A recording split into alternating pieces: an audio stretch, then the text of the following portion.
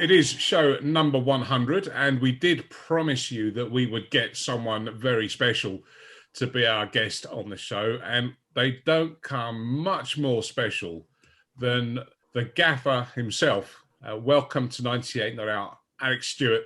No, lovely to be with you. I'm not sure about special for the 100. There's far better people, but I'll do for the time being. No, we're truly honoured and grateful to have you along. So you're hot on the heels of a county game at the Oval yesterday, which we were all watching on Sky Sports.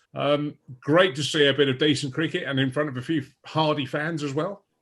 Yeah, that was the most important thing. Just having people in there. I think we had about 3,500 each day, and it just makes a massive, massive difference. We've sort of played in silence for the last, 14 months or so, the Bob Willis Trophy and majority of T20 last year, and then the first 5 games this year. And it just creates an atmosphere, which is great, but for the players, it's great that members, supporters are allowed in. It all appeared very COVID safe. And they saw, there is such a thing, a pretty exciting draw. We had to be prepared to lose in trying to win. That was around our declaration. We wanted around 70 overs to try and bowl Middlesex out. And to be fair to them, Gubbins and Hanscom played very, very well in that little rain break just before, when was it? I think we lost 5 or 6 overs in the last hour, meant that, they weren't going to win. And it's whether we could somehow scramble a few wickets. But we didn't. It was a draw, but I thought it was a really good draw as well. Obviously, both sides wanted and needed a win. If either is going to finish in the top 2 of this conference 2, as we are, but it wasn't a beat. Listen, the weather has played havoc for near enough everyone now. The last 3 rounds, whereas April was good, and there's some good cricket played. As soon as we arrived in May, they've just been rain interrupted, which is really frustrating for everyone. The conference for this year is fine.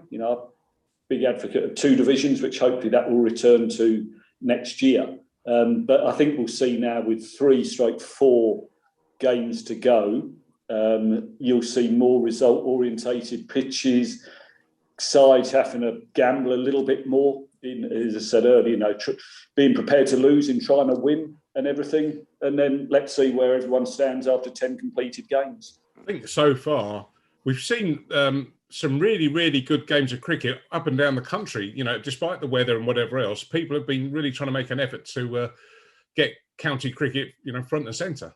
Well, it's been good. Obviously with the IPL being cancelled, county cricket is there for everyone to watch. Which is great. The live streaming, I think, has been outstanding. I think that's a real good addition to our game because, as you say, everyone can now, even if they can't actually walk through the gates to get there, are able to watch it online. And it's good. It shows that our domestic game is in a pretty healthy state. A lot of good players were playing, some England players are available. And it just creates good chat amongst cricket lovers. We've had enough of COVID, the pandemic and everything else. And now, at the moment, it's very much centre stage before the international season starts when we take on New Zealand in, a couple of weeks' time. Yeah. And Rory Burns looking good, Nick? Yeah, he's good. It's great he got 100 because he's played really well this year. He's almost got better and better each game. And again, there's always going to be critics out there, experts, etc., who say, he's got a 50, he's got a 60, he hasn't got 100, and eventually got 100.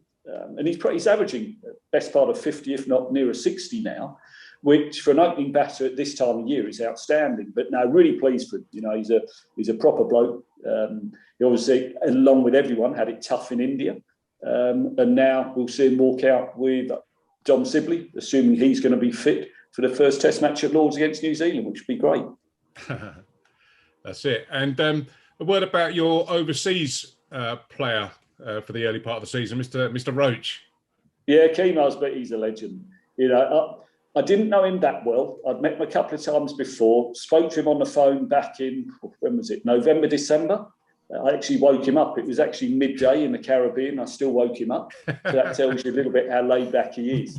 But he has been absolutely outstanding. From the moment he arrived here, he's fitted into our dressing room. He's loved it. Early on, we dropped more catches off him, I think, than any other bowler. So his actual stats didn't match up to how well he'd bowled. and then obviously destroyed Hampshire, and then got nine in this game as well. But no, he's just a fantastic bloke, and we bade him farewell yesterday after the game in the dressing room. Some nice words were said by some people in there, and he responded, and he's gone back to the Caribbean this morning. Very much a Surrey player. And he says he can't wait to get back here. I'm assuming you're going to invite me back, looking straight at me. And I said, look, if it all works out, West Indies itineraries next year and our county system, etc., then he'll be top of our list, because not only has he bowled well, he's been brilliant out in the middle, but brilliant in the dressing room as well. It's a pretty special dressing room and pretty special squad you've got as well, isn't it? I mean, the batting lineup should have hundreds of runs in it, thousands of runs in it. But the bowling unit is pretty good as well. Yeah, we try to put a good squad together, and it's a squad that brings success, or ideally brings success. That's what we're always aiming for. We know we're going to have IPL commitments with, say, the Currans and Jason Roy, and moving forward next year, you can probably think in those three, and then add in perhaps Reece Topley and Ollie Pope. So we've got to have a strong squad. We're then going to have England call-ups, whether it be Test match call-ups, whether it will be white ball call-ups. So though we've got a squad of 28, effectively we only ever have around 21, 22 available, and that's before injuries as well. But on paper, it's a well-balanced, good squad. We've just got to make sure the 11 then perform. Yeah, and you mentioned England call-ups. Obviously, you got Ben Foakes keeping. Darren and I have mentioned on the show previously about the dilemma of, do you have a batsman that keeps or a keeper that bats? You obviously are well aware of that debate. Where do you stand? You've got to be good enough at both. And that's the thing. It's I get is he a wicketkeeper, batsman, wicketkeeper, and the audience say it is probably more on how well you bat as against how well you keep, I'd suggest. So there's no point picking someone who bats exceptionally well, but dresses up as a wicketkeeper and just drops the ball, because, it's crucial that you can catch a ball. So you've got to get into the side as a good enough keeper. And the flip side is you've got to be a good enough batter as well to match up your keeping. So you are a genuine all-rounder. Genuine all-rounder to me can play either just as a keeper or just as a batter, or just as a bowler or just as a batter. The fact you can do both skills just adds to you. And that's where we're very, very lucky at the minute. There's Josh Buttler, Johnny Bairstow, and obviously I'm very biased towards Ben Foakes. Ben Foakes is the best keeper. I've said 2 years ago he's the best in the world, and people questioned it, saying Surrey bias and all that. I said, look, I'm taking my Surrey hat off.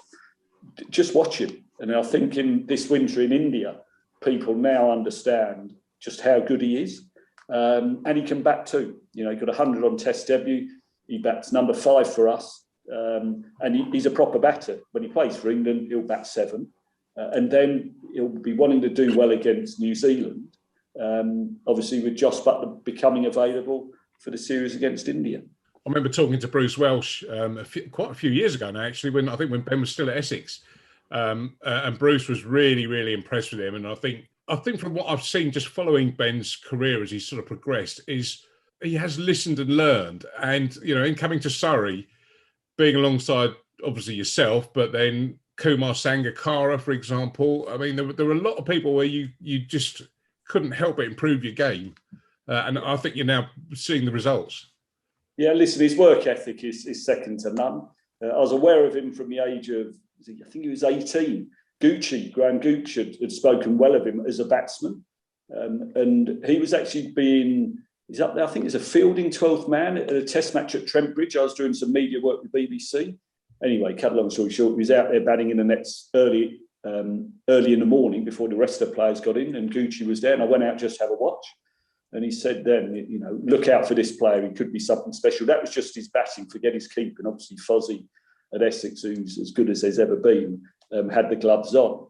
And then I watched him, observed him, and then did my very best to bring him to Surrey, which we succeeded in. And he's just gone from strength to strength. He's just going to be, when he gets his opportunity, can he grab it? Because, the names I've mentioned who are also in that England setup, you could find a way for all three to play. You could play Bairstow, Buttler and Foakes in a test match, because the other two are exceptional batters as well. whether that will happen, we'll have to find out. But for folks, I'm so pleased for him, because I've seen him develop. As I say, keeping, you can't question. That is top class. And now, when he gets the opportunity with a bat coming in at 7, if he can show his skill sets, he'll give the selector or Chris Silverwood a real headache. I think another talent you got there is Amar Virdi, who unfairly gets compared to Monty all the time, but he's someone else that's not been around for a few years now. But I think, was it Mushtaq picked him up and spotted him? So exactly. So Virdi's been in our setup since the age of 9 or 10. They then went and worked with Sack Lane for a period of time and sort of, I won't say bypassed the age group for a little bit. Anyway, we brought him back in. Once he came in the role, I was fully aware of him, because he plays at Sunbury Cricket Club in the Surrey Championship. And he was also at a school or academy college, which I had to do something at, and he was there. So we invited him up, and I'm going to say the rest of his history is then showed. We knew he had skill, but he had to marry everything up. It's well documented. His fitness was lacking. He's now covered that off. He fields efficiently, and he spins the ball. He's probably the most talented or skillful spinner we have in the country, but he's still working on his consistency. He's only 22. Most spinners would come into their prime sort of late 20s. We've seen Jack Leach, who's in possession, who now knows his game inside out, whereas Verge is still learning that. He's becoming more and more consistent. It's a little bit like Dominic Bess, another one. Bess, he can spin the ball, but we saw that he strayed a little bit on line and length in the winter. Spin bowling as a youngster is not easy, but Verge is a really exciting prospect. He loves the game. He's almost a student of the game. But his biggest asset is he spins the ball and spins it hard. And that's what it is. You don't want to be a slow bowler. You want to be a spinner. And a spinner, you've got to give it a real rip.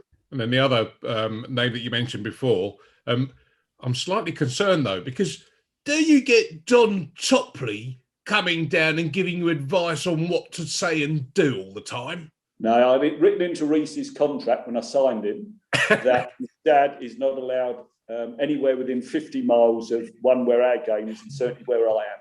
And it's worked well.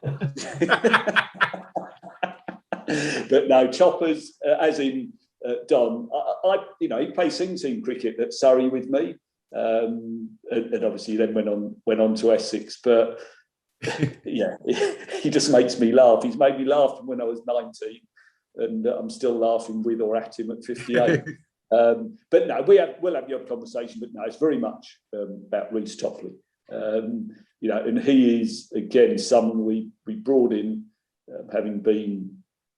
Well, obviously Essex, then Hampshire, then Sussex, struggled with injuries, etc. But was it a gamble? No, I didn't see it as a gamble because of the plans I had for him, and I sat down with him in Reigate. I met him at Reigate in a coffee shop, tea shop, whatever, and I just went through it because obviously he's had a history of injuries. But I sat him down and we just discussed, how I saw him, how he saw his career. And that is why, to begin with, it was start playing just white ball cricket.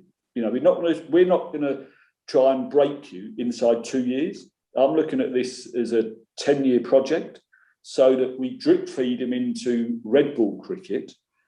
Once he has the confidence that he can put together a string of white ball games, which was the back end of last year, which earns him the chance to get picked with England on this winter just gone, in that 50 over and 20 over squad in India.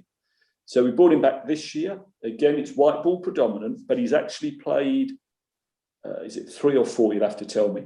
3 or 4 red ball games already, but it's one on, one off, one on, one off.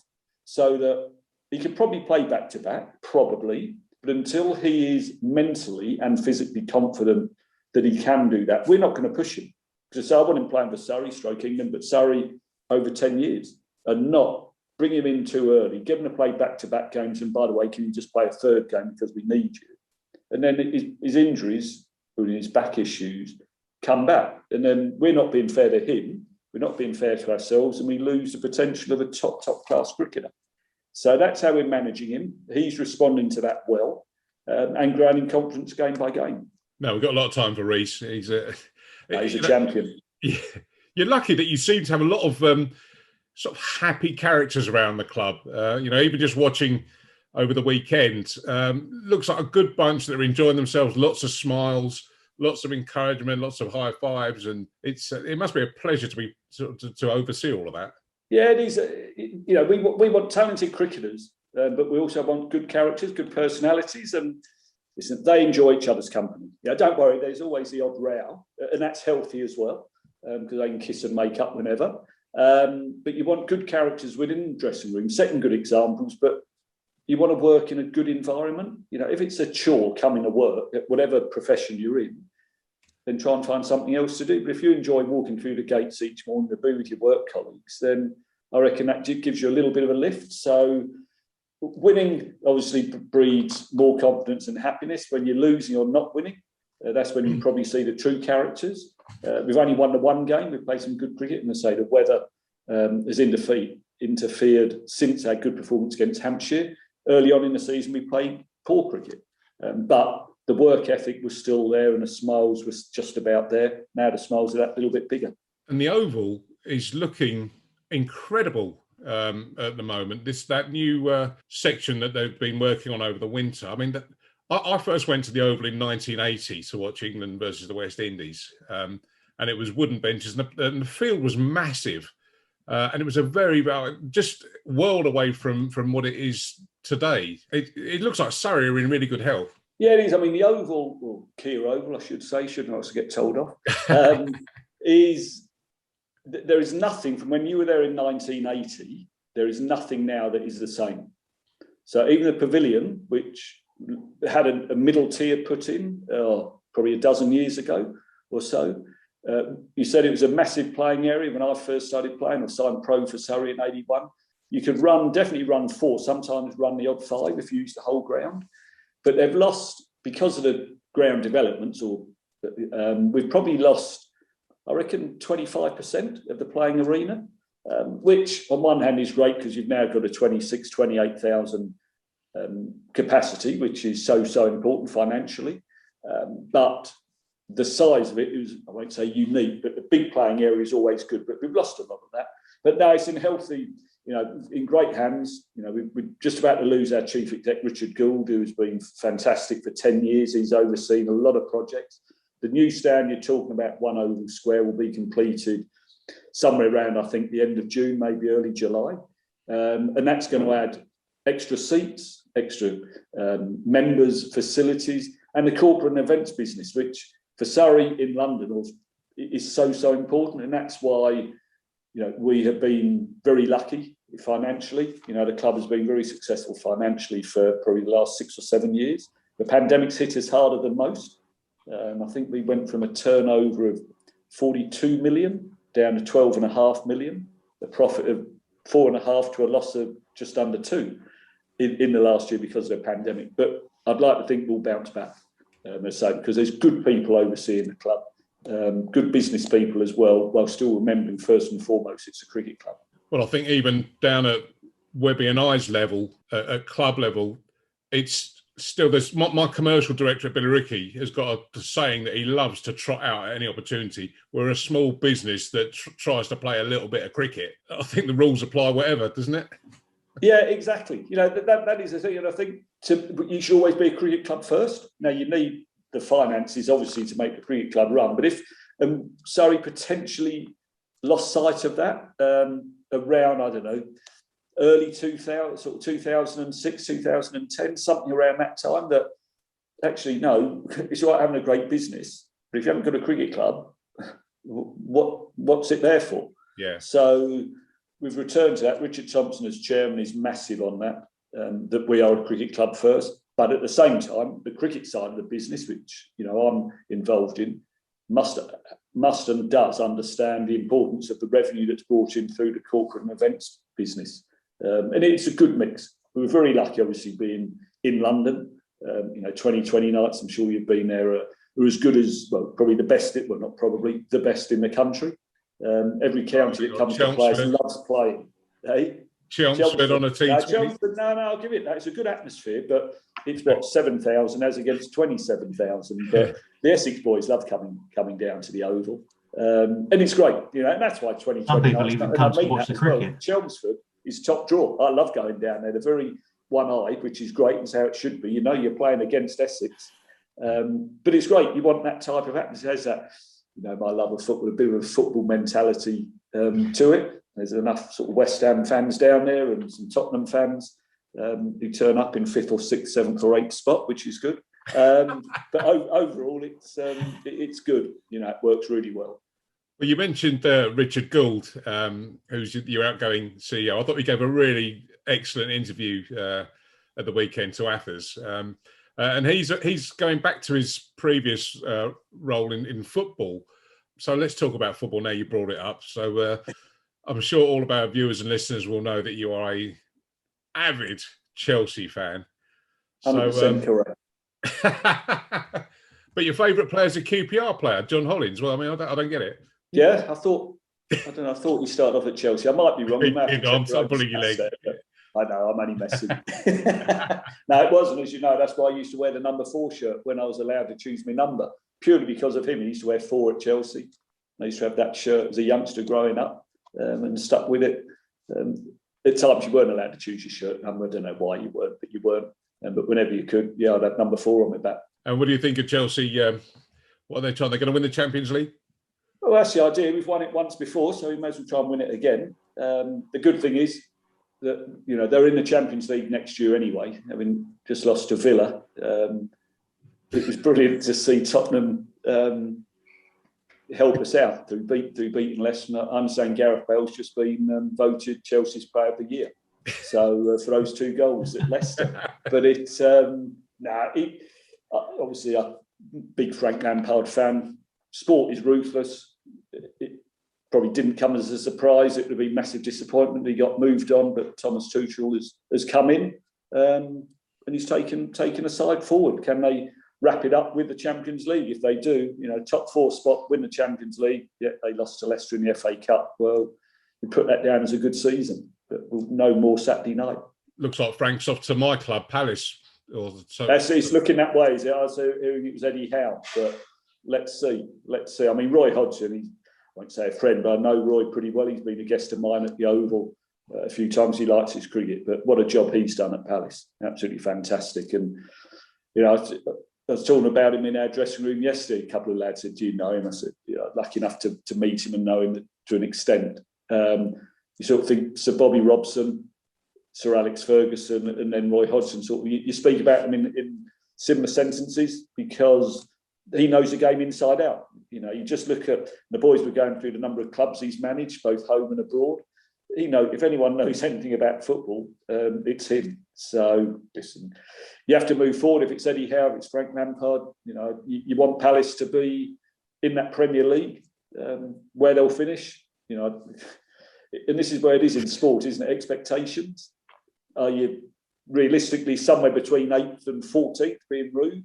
Oh, sorry, being polite. And then if people start getting ahead of themselves, that's when issues can kick in. Always go back to Alan Kirbishley at Charlton when they got rid of him. Because he got, I think he got him as high as 6th, didn't he, or something. Then they were 15th, 16th, they offloaded him and it all went downhill. So whoever Parish and whatever appoint, then let's hope it's a good appointment. But they're big shoes to fill now Roy has gone.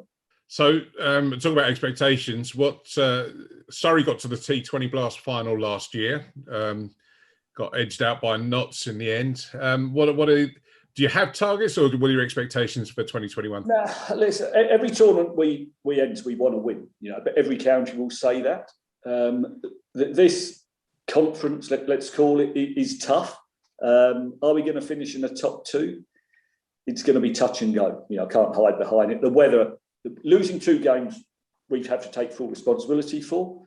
And then the last 3 games where, we played decent cricket, but the weather has won out, has made it harder because the other counties, your Gloucesters and Somerset, who playing very good cricket from ball 1, have got a big lead.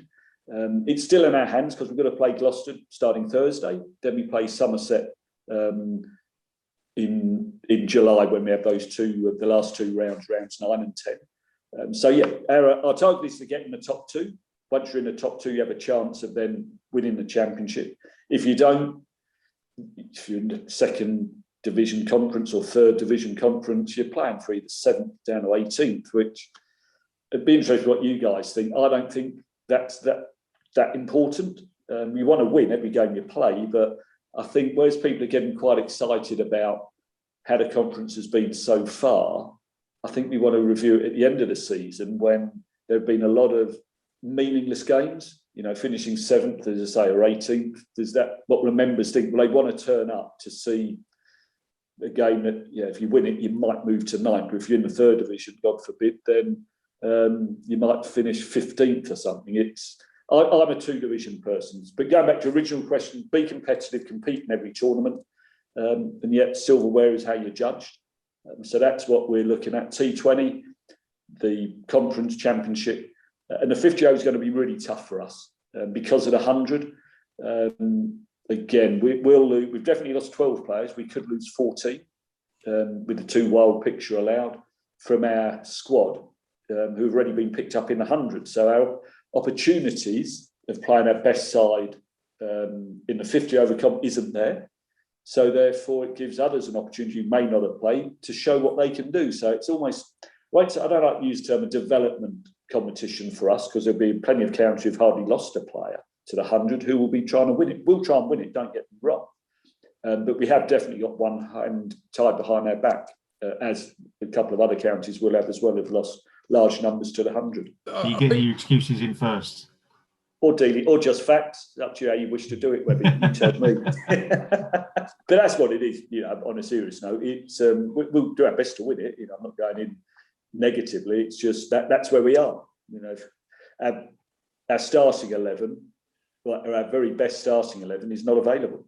So take your starting 11 out of any side, including Essex, you'll potentially struggle. You know, we're not going in there thinking we're struggling. We're going in realistic, saying we're going to be giving youngsters a go and giving them exposure to what will still hopefully be a decent competition. All right, before we wrap up, I'm just going to ask you about your amazing career. And probably we need to devote another whole show to talk about the life and times of ALEC Stewart on the field. But just a simple one for you. Who was your toughest opponent and who was your best sidekick in the dressing room, whether it was Surrey or England or wherever?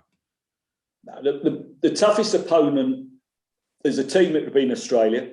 You know, they were the best side in the 90s, early 2000s. So without a shadow of a doubt, that's Australia.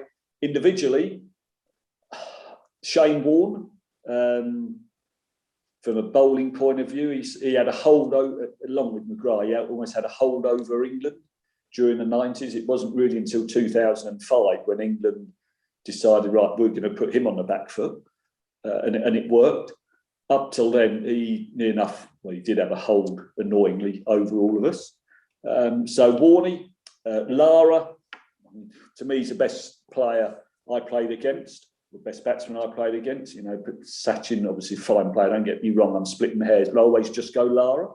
I fielded when he got his 375 not out in Antigua.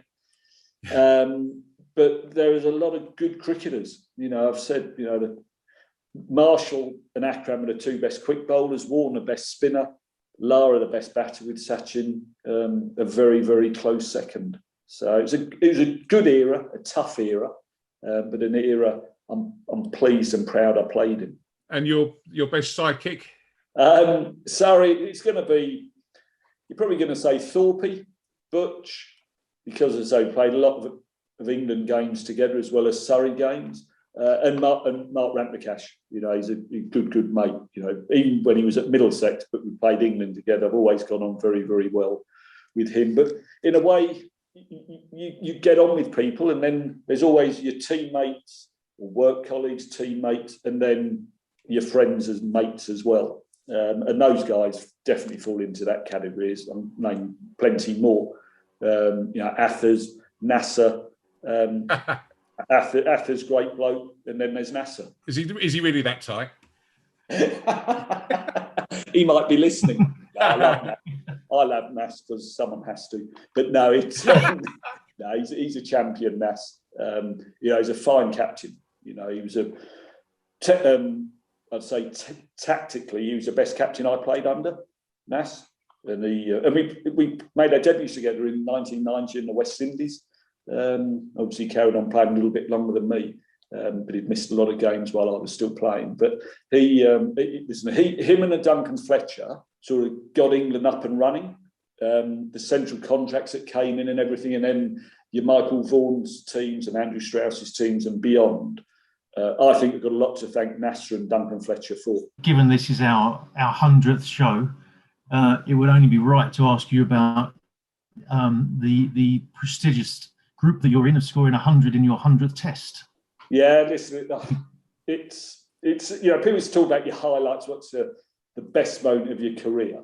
I always say my test debut. It was something that I dreamt of that as a schoolboy when I probably should have been concentrating in class, which I never did.